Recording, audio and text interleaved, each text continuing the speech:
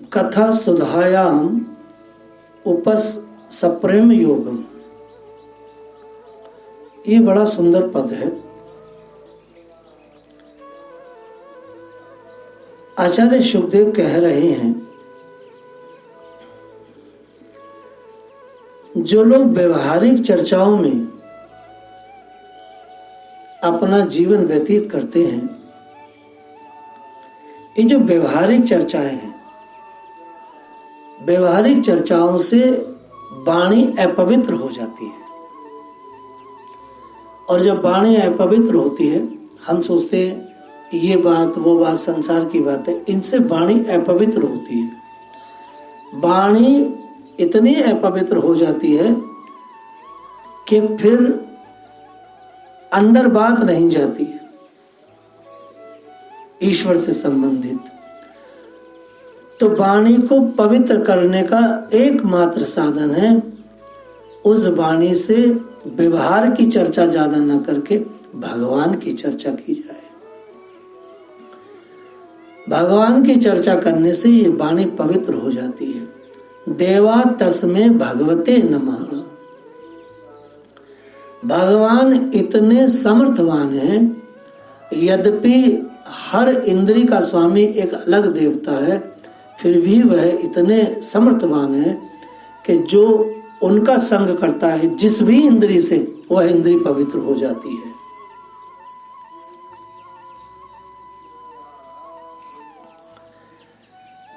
निष्काम भाव से धर्मों का आचरण करने वाले पर भगवान बहुत कृपा करते हैं। जो लोग वैदिक नियम धर्म कर्म से चलते हैं और कुछ अपेक्षा नहीं करते, भगवत भक्ति योगेन तिरोधते शनि रिहा। निष्काम भाव से जो व्यक्ति भगवान की भक्ति योग में लगा है, आप आश्चर्य करेंगे, ये भक्ति योग इतना ताकतवर है कि प्रतीति धीरे धीरे निवृत्ति में बदल जाती है। प्रतीति समझ गए जो? प्रतीति का अर्थ होता है कि जैसे आप शनि शनि संसार की बहुत सारी चीजों में आपकी बुद्धि लगी है, यहां लगी है वहां लगी है, तो ये जो प्रतीति है, सब जगह लगने वाली बुद्धि, ये प्रतीति भक्ति योग क्रिया से शनि शनि खत्म हो करके ये सीधे सीधे निवृत्ति में चली जाती है। निवृत्ति माने भगवान में लग गई। अब न तो बुद्धि में हो न मन में, कहीं संसार की चीज नहीं है। तो शुरू में मन बुद्धि प्रवृत्ति में रहता है और भक्ति क्रिया योग से मनुष्य का मन निवृत्ति में चला जाता। आप यकीन मानो, आपको उपकाई आएगी, आपको उल्टी आएगी। जैसे कोई घृणित विषय सोचोगे ना, तो सोच अरे नहीं नहीं, क्या मतलब, हमें उधर जाना ही नहीं है। तो ये भक्ति क्रिया योग की कंडीशन है कि जितनी हम ताकतवर स्थिति से उन वैदिक सत्कर्म करते हैं, वैसे वैसे प्रवृत्ति नष्ट होकर के निवृत्तियों में चले जाता है मन और बुद्धि। ये बहुत ताकतवर है। और कैसे चला जाता है? माने जैसे आप ये समझो, जिस समय समस्त इंद्रियां विषयों से हटकर साक्षी परमात्मा श्री हरि में निश्चल भाव में स्थित हो जाती है। कैसे? तो पता कैसे चलता है? ऐसा लगता है जैसे गाढ़ी निंद्रा से सोया हुआ मनुष्य उठ गया हो। जैसे आदमी सो रहा हो और एकदम गहरी निंद्रा से उठा हो और एकदम स्वस्थ, तो वैसे ही राग द्वेष आदि सारे कलेश एकदम नष्ट हो जाते हैं, समाप्त हो जाते हैं। कैसे? भागवत भक्ति योगेन तिरोधते शनि रिहा। निष्काम भाव से धर्म का आचरण करने वाले पर भगवान कृपा करते हैं। और कृपा कोई ऐसे नहीं करते, धीरे धीरे प्रतीति से निवृत्ति की ओर ले जाते हैं। भगवान इतने चोर हैं अंदर से, भगवान को माखन चोर कहा, चित्त चोर कहा है। वास्तव में भगवान ऐसे चोर हैं कि आपकी सारी प्रतीति को चुरा लेंगे और आपको पता भी नहीं चलेगा। अरे मेरे तो इतना पाप था, मेरे तो ऐसे रुझान थे, मेरे तो मन वहां था, मेरा तो मन यहाँ था। पता ही नहीं चला कि कब चित्त चोर ने आपके मन को प्रवृत्ति से हटा करके निवृत्ति में लगा दिया। ये कोई ऐसा ऑपरेशन नहीं था कि एकदम आपको पता चलेगा, मैजिक हो गया कि 1 सेकंड में, नहीं, वो धीरे धीरे आपकी प्रतीति हटा के निवृत्ति में ले जाते हैं। यही भगवान की बड़ी कृपा है, सहजता है, सरलता है। उसको पता भी नहीं देते कि मैंने तेरा परमानेंट इलाज कर दिया। वास्तव धीरे धीरे उसके, ऐसा नहीं कि वो भोगों से कट कर देते, धीरे धीरे जो योग भोग होते हैं उन्हें भी वो प्रदान करते हैं बीच बीच में।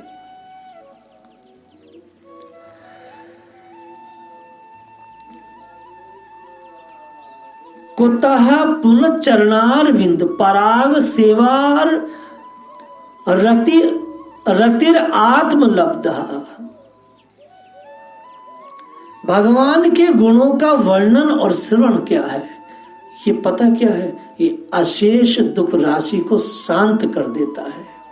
क्रिया योग करता है व्यक्ति, और साथ में जब परमात्मा के विषय में सुनता है तो जो शेष रह जाती है राशि, उसका भी नाश हो जाता है परमात्मा के विषय में सुनने से। भागवत जी में एक बात बड़ी सुंदर कही। विदुर जी ने मैत्री जी से ये बात कही है, यशा मूढ़तम लोक यश बुद्धि परम गता। यशस्य मूढ़तमो लोके यश बुद्धि परम गता। अर्थात संसार में 2 ही लोग सुखी हैं। इस पूरी दुनिया में 2 ही लोग सुखी हैं, या तो जो अत्यंत मूढ़ अज्ञान ग्रस्त हैं, जिन्हें भगवान के विषय में कुछ नहीं पता है, या जो बुद्धि आदि से अतीत भगवान को प्राप्त हो चुके हैं। और जितने बीच के लोग हैं, बीच की श्रेणी के जो लोग हैं, ये संशय संपन्न लोग तो दुख ही भोगते रहते हैं। ये बीच के लोग कौन है? आचार्य गण इस पर बहुत सारी चर्चा करते हैं। बीच का आदमी कौन है? ये बीच के आदमी सारे के सारे सेकुलर हैं। ना ये भगवान को मानते हैं और ना ये खुद को मानते हैं। वास्तव में मैंने एक बात देखी, जो संशयग्रस्त व्यक्ति है, जो मूढ़ व्यक्ति है, जो मनोधर्मी है, वो ना तो खुद को मानता है, अर्थात ना अपनी आत्मा से संबंधित ज्ञान को समझता है, ना वो परमात्मा को मानता है, और ना परमात्मा के बनाए शास्त्रों को मानता है। दूसरे शब्दों में अगर कहा जाए तो मूढ़ वही है, ना वो खुद को मानता है, ना गुरु को मानता है, ना भगवान को मानता है। वो किसी को नहीं मानता। वो सिर्फ और सिर्फ प्रारब्ध की रज्जू से बंद करके अपने मन गणंत कार्य करता है। और ऐसा नहीं है कि वैष्णवों में ये प्रजाति नहीं पाई जाती। वैष्णवों में दीक्षित लोग, जो दीक्षा युक्त लोग हैं, उनमें भी 70% ऐसे ही लोग हैं। ना वो गुरु के हैं, ना भगवान के हैं, ना शास्त्र के हैं। वो सिर्फ और सिर्फ किसके हैं? अपने मन के हैं। तो श्रीमद् भागवत कह रही है, यस्य बुद्धि परम गता, यस्य मूढ़ तमो लोके यस्य बुद्धि परम गता। 2 ही लोग यहां पर आनंद में है, या तो बहुत मूढ़ या तो बहुत बुद्धिमान। बुद्धिमान किसे कहा है शास्त्रों में? जिसने आत्मविज्ञान की खोज का अपने आप को विद्यार्थी बनाया है, वो व्यक्ति। बीच के लोग परेशान हैं। बीच के लोग ना गुरु के हैं, ना गोविंद के हैं। बीच के लोग ना भगवान के हैं, ना शास्त्र के हैं। और ये सारे सेकुलर प्रजाति के लोग वास्तव में धरती के बोझ हैं। सर्वधर्म संभाव, शास्त्रों में सर्वधर्म संभाव की बहुत विशद व्याख्या की है। हमारे 7 ऋषि मंडल हैं, हमारे 7 ऋषि हैं। 7 ऋषियों ने अपनी अपनी संहिताएं और अपने अपने सिद्धांत दिए हैं, और अनेक लोगों ने अपने अपने सिद्धांत दिए हैं। सर्वधर्म संभाव का अर्थ व्यास जी ने भागवत महाभारत ग्रंथ में दिया है, भिन्न भिन्न मत मतांतरों के जो ऋषि मुनि हैं, इन सब लोगों ने जो अपने अपने मत दिए हैं, इनके मानने वाले लोग आपस में झगड़ा ना करें, इसे सर्वधर्म संभाव। अब सेकुलर कथाकार और सेकुलर साधु क्या कर रहे हैं कि भाई हमारा भारतीय परंपरा सर्वधर्म संभाव है, अर्थात मुसलमानों मुल्लाओं का और ईसाइयों का जो धर्म है वो धर्म नहीं, वो तो भैया महापाप और अधर्म है। तो दो ही लोग सुखी हैं, दो ही लोग सुखी हैं, या तो मूढ़ या तो परम बुद्धिमान। दुरापा हाल्प तप सा सेवा बैकुंठ बैकुंठ बैकुंठ वर्त मरसू। वास्तव में अगर देखा जाए तो महात्मा लोग भगवत प्राप्ति के साक्षात मार्ग ही होते हैं। उनके यहाँ सर्वदा देव श्री हरि के गुणों का गान होता रहता है। अल्प पुण्य पुरुष को उनकी सेवा का अवसर मिलना अत्यंत कठिन है। ये देखिए क्या बात है, दुरापा है अल्प तपसा। आश्रमों में रहने वाले जो गुरुजनों के सानिध्य में अपने जीवन को काटते हैं, पता वो कौन लोग हैं? शास्त्रों में उनके लिए कहा गया है अत्यंत अत्यंत महापुण्यशाली है।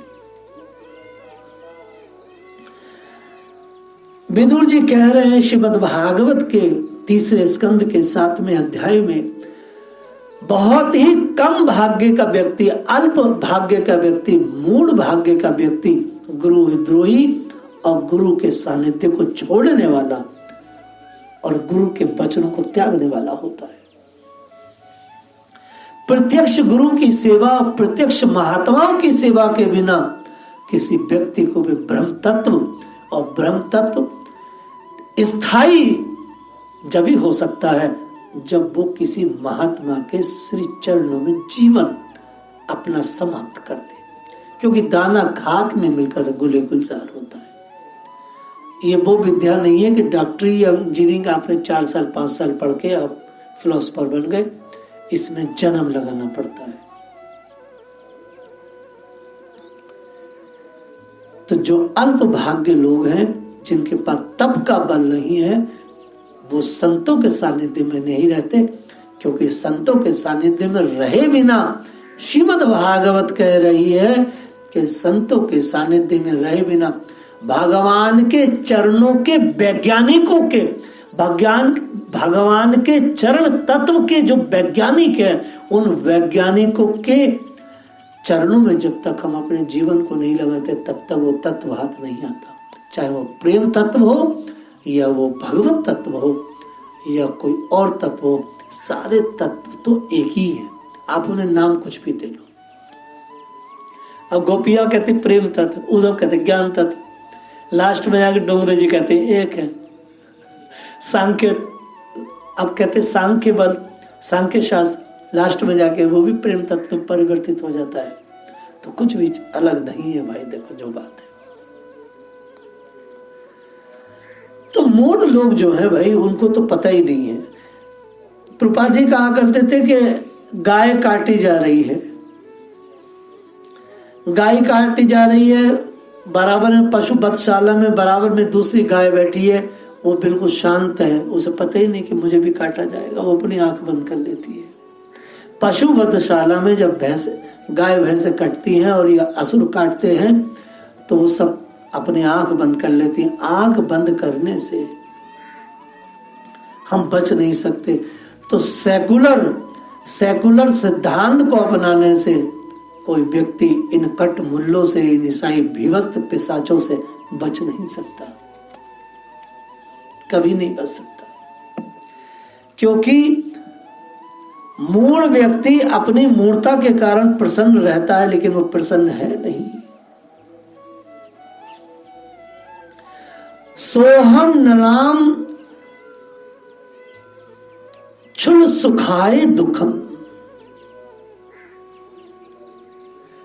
मनुष्य विशेष सुख की कामना के कारण दुख मोल लेता है।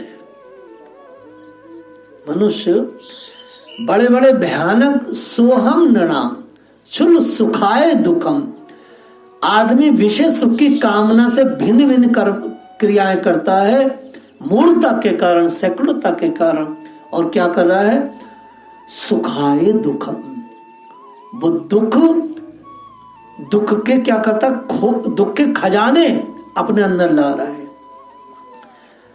तो श्रीमद् भागवत कहती है, महात्मा विदुर से मैत्री जी ने कहा है, सो हम नराम सुल सुखाए दुखम।